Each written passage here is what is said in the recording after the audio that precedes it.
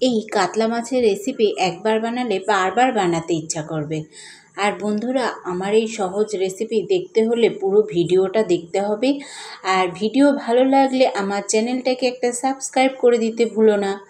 এখানে আমি মাছগুলোকে ভালো করে ধুয়ে নিয়েছি, আর তার উপর দিয়ে দিলাম পরিমাণ মতো লবণ, হাফ চামচ হলুদ গুঁড়ো, আর হাফ চামচ কাশ্মীরি লঙ্কার গুঁড়ো, আর অল্প 1 চামচ মতো তেল দিয়ে ভালো করে মাছগুলোকে মাখিয়ে 1 ঘন্টা মতো রেখে দিতে হবে। ভালো করে মাছের গায়ে ভালো করে মেখে নিতে হবে। তো 1 ঘন্টা মতো রেখে দিয়ে এদিকে একটা মশলা করে নিতে হবে। 2 চামচ তিল নিয়েছি, আর 1 চামচ কালো সর্ষে নিয়েছি, আর 5-6টা মতো চিনেবাদাম নিয়েছি। এবার একটা থালায় মশলাটাকে ঢেলে নিলাম, আর মশলার উপরে দিয়ে দিলাম পরিমাণ মতো লবণ, হাফ চামচ হলুদ গুঁড়ো, আর দিয়ে দিয়েছি হাফ চামচ জিরের গুঁড়ো, হাফ চামচ ধনের গুঁড়ো, আর হাফ চামচ কাশ্মীরি লঙ্কার গুঁড়ো, আর দিয়ে দেব মেখে রাখা মাছগুলো একটা একটা করে মশলার ওপরে দিয়ে ভালো করে মাছগুলোকে মাখিয়ে নিতে হবে। ভালো করে মাখিয়ে নিয়ে আবার 1 ঘন্টা মতো রেখে দিতে হবে, যাতে মশলাগুলো মাছের ভেতরে ভালোভাবে ঢুকে যায়। এবার গ্যাসে একটা কড়াই বসিয়ে দিয়েছি, আর কড়াইয়ে দিয়ে দিয়েছি সর্ষের তেল।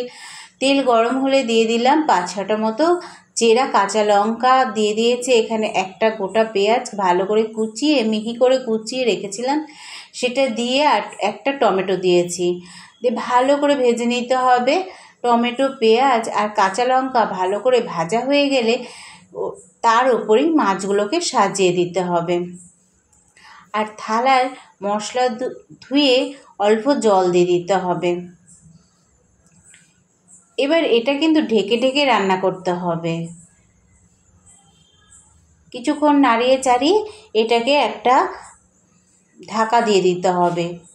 ঢাকা খুলে দেখলাম মাছ থেকেও কিছুটা জল বেরিয়েছে, আর মাছগুলো আমার সেদ্ধ হয়ে গেছে।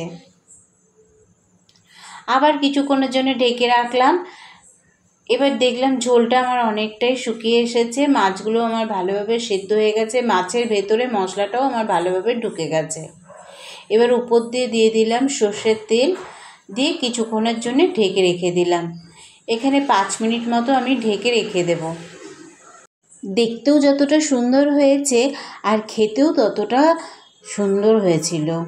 আর এই মাছ দিয়ে গরম গরম ভাত দুর্দান্ত লাগে বন্ধুরা। তোমরাও একবার বাড়িতে ট্রাই করো, আর ভালো লাগলে আমার একটা লাইক আর কমেন্ট করতে ভুলো না।